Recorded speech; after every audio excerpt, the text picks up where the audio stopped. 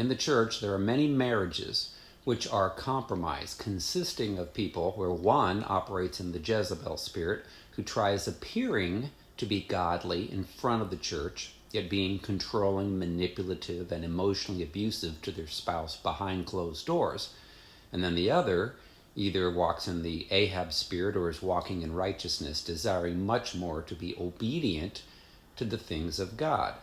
Now, Jezebel can operate in a woman or a man, and Ahab can be in a man or a woman.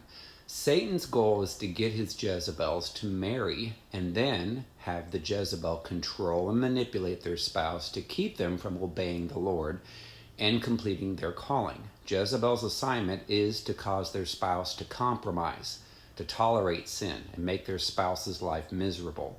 They will dominate them to keep them from doing what God wants. Jezebels want to stay married to their spouse as long as they can, but only to emotionally abuse them and stop them from accomplishing what God wants. They're going to lie to other people, blame their spouse for things that they do to them, and then act like they were the victim. Then, when their victimized spouse finally has endured enough abuse, they oftentimes go to their counselor or pastor, and then they will lie and blame everything on their spouse, the Jezebel. It is horrible in every sense of the word.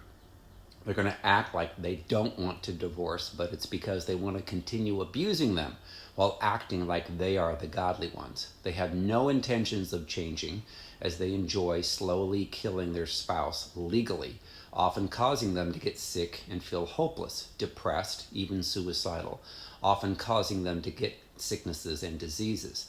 They want to hurt their own children and turn them against their victim spouse.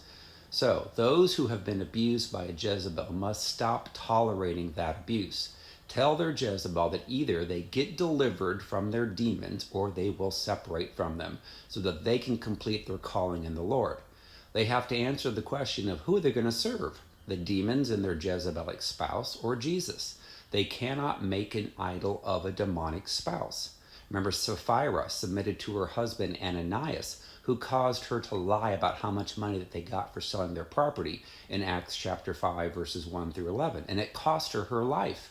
Ahab served Jezebel in 1st and 2nd Kings instead of God, and it cost him his life.